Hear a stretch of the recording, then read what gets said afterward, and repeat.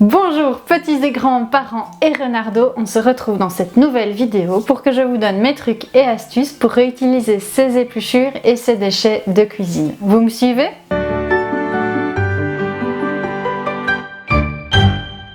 La première astuce pour réutiliser ces déchets de cuisine et ces épluchures, c'est en fait d'en faire un compost.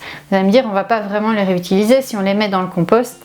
Détrompez-vous, en fait votre compost c'est vraiment de l'or noir. Une fois que vos épluchures et vos déchets seront compostés, ils vont redevenir de la terre de compost et ils vont pouvoir être utilisés dans vos bacs de légumes, vos bacs de fleurs, etc. Ils vont être riches en nutriments et donc vont vous permettre d'avoir de magnifiques légumes ou de très jolies fleurs. La deuxième astuce concerne les eaux de cuisson. Les eaux de cuisson peuvent être réutilisées pour plusieurs usages. Par exemple, en cosmétique, vous pouvez utiliser l'eau de cuisson de votre riz. L'eau de cuisson de votre riz, si vous rincez les cheveux avec, ça va vous permettre d'avoir des cheveux beaucoup plus brillants. Cette eau de cuisson va pouvoir aussi adoucir vos cheveux et donc pareil, vous permettre vraiment d'avoir un beau cheveu quand vous avez fini de l'utiliser. Pour l'utiliser, c'est assez simple. On applique l'eau de cuisson sur les cheveux, on laisse agir quelques minutes et puis on rince bien les cheveux par la suite. Et voilà, c'est tout simple. Les eaux de cuisson sont aussi très utiles au jardin. Par exemple, l'eau de cuisson des pâtes ou des pommes de terre va pouvoir être utilisée au jardin comme désherbant. Vous pouvez donc garder l'eau de cuisson des pommes de terre, donc quand vous avez fini de cuire vos pommes de terre et de les égoutter, vous récupérez l'eau de cuisson que vous allez tout simplement répandre au jardin sur les mauvaises herbes, en tout cas les herbes que vous ne voulez plus voir, et ces herbes vont brûler tout simplement avec l'eau de cuisson. Vous pouvez aussi réutiliser vos eaux de cuisson pour les consommer. Je reviens avec l'eau de cuisson du riz. Si vous avez une gastro ou des problèmes intestinaux, boire l'eau de cuisson du riz, c'est pas très bon, mais ça peut vraiment aider à résoudre des problèmes ou en tout cas aider au transit intestinal et réduire les signes de gastro, donc les diarrhées, etc. Vous pouvez aussi réutiliser l'eau de cuisson de vos pâtes pour diluer votre sauce. Si vous avez fait une sauce tomate qui est un peu trop solide, donc qui n'est pas assez liquide à votre goût, votre eau de cuisson des pâtes peut être rajoutée dans votre sauce tomate et donc vous allez pouvoir rediluer votre sauce tomate comme ça. Pareil, quand vous cuisez vos légumes, vous pouvez en profiter pour garder l'eau de cuisson et pour faire un bouillon de légumes tout simplement. Donc là aussi, le bouillon de légumes peut être fait de manière plus intensive avec toutes sortes d'épluchures. Si vous gardez toutes les épluchures de légumes et que vous les faites cuire dans de l'eau avec assez bien de sel, ça peut donner aussi du bouillon de légumes. Et donc j'en viens à la troisième astuce, réutiliser ces épluchures. Donc comme je vous ai expliqué, vous pouvez faire avec vos épluchures de légumes du bouillon. Alors soit vous faites cuire vos épluchures de légumes dans un volume d'eau avec du sel, des épices, etc. Une fois que l'eau a pris la bonne couleur et qu'en tout cas votre bouillon paraît assez bon, il suffit de le filtrer, de mettre dans des bacs à glaçons et puis de les congeler. Vous avez du bouillon de légumes comme ça tout prêt.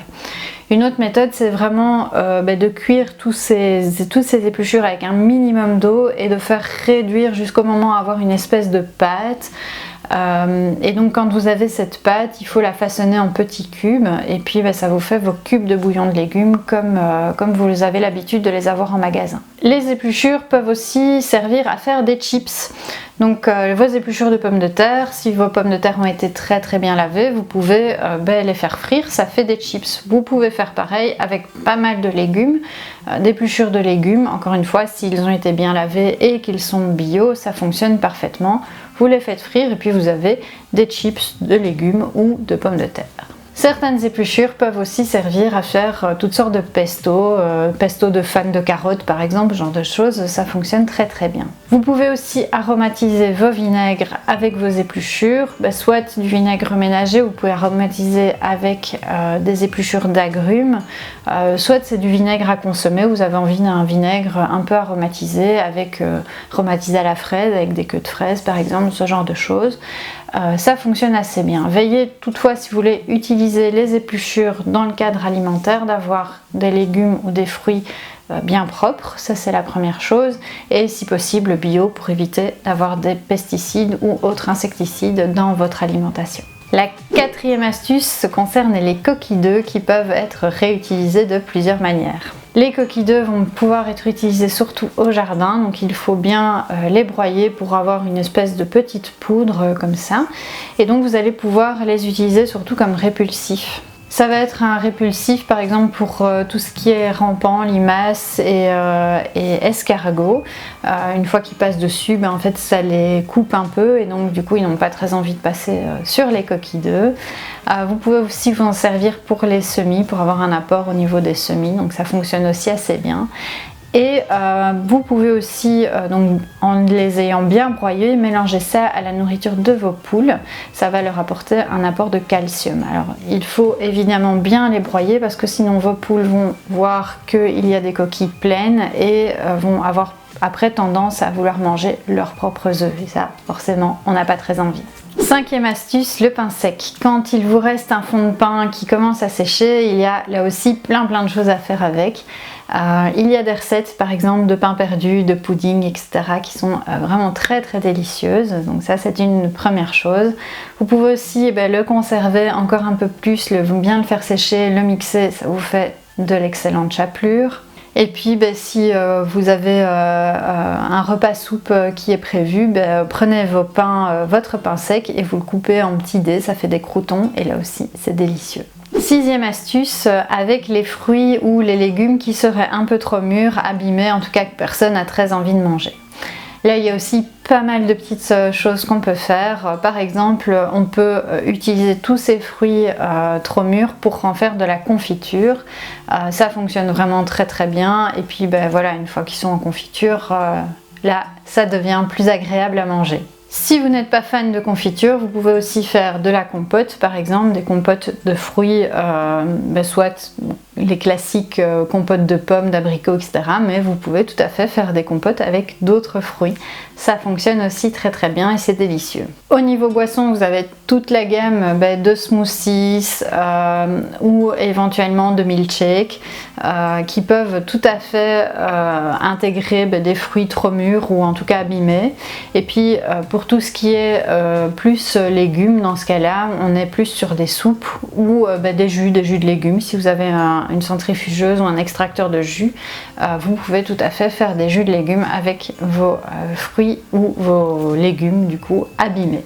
Septième astuce, j'en ai déjà touché un petit mot précédemment, pour les queues de fraises. Alors les queues de fraises sont aussi quelque chose qui vont pouvoir être utilisées de mille et une façons différentes. Donc vous allez pouvoir faire du sirop de fraises tout simplement avec vos queues de fraises. Pour ça il suffit de les cuire dans de l'eau avec du sucre et puis de laisser bien réduire. Ça va vous faire un bon petit sirop de fraises. Vous pouvez aussi en faire un pesto. Ça fonctionne aussi bien. C'est un pesto un peu sucré du coup. Mais voilà, c'est quelque chose qui peut être fait. Vous pouvez aussi, en les laissant tremper dans une carafe d'eau pendant toute une nuit, en faire une petite eau aromatisée à la fraise. Alors si vous avez envie, vous pouvez aussi rajouter un petit peu de sucre dans votre eau. Ça donne un petit goût un peu plus sucré, mais c'est pas utile en soi. Mais bon voilà, si on a envie de se faire un petit plaisir, c'est possible aussi. Donc voilà, les queues de fraises, c'est vraiment quelque chose qu'on va pouvoir utiliser de plein de façons différentes. Huitième astuce, avec le marc de café. Le marc de café peut vraiment aussi être utilisé de plein de façons différentes, surtout au jardin, en ménager ou en cosmétique. Par exemple, au jardin, il va vous permettre de faire un bon engrais et d'avoir aussi un aspect répulsif sur certains insectes qui viendraient sur vos légumes. Donc là aussi, vous laissez sécher votre marc de café, vous le mettez autour de vos plants de légumes et ça va vous permettre d'avoir cet engrais et ce répulsif. Au niveau ménager, le marc de café peut aussi avoir un aspect répulsif au niveau des odeurs. Donc vous pouvez par exemple mettre un peu de marc de café séché dans votre frigo dans un petit bocal et ça va permettre d'absorber les odeurs.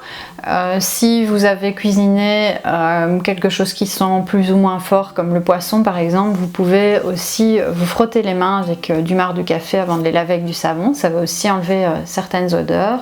Les mettre dans les canalisations va permettre aussi d'enlever les odeurs et là aussi avec les petits grains faire un aspect ça va gratter en fait dans vos canalisations, ça va permettre de les nettoyer un petit peu. En cosmétique, le marc de café peut être mélangé à de l'huile par exemple pour faire un gommage au niveau du corps. Donc là aussi c'est l'aspect petit grain qui mélangé à l'huile quand vous allez vous frotter le corps, les bras, enfin voilà peu importe, va permettre de faire un gommage. 9e astuce, les graines de courge. Les graines de courge c'est aussi un petit trésor. Alors soit vous les gardez, si vous avez des courges bio et non hybrides, vous pouvez les garder, en faire sécher quelques-unes pour les replanter après au jardin. Et donc vous n'aurez plus jamais besoin de courges toute votre vie, vous allez les faire pousser vous-même avec cette technique. Donc ça c'est une première technique.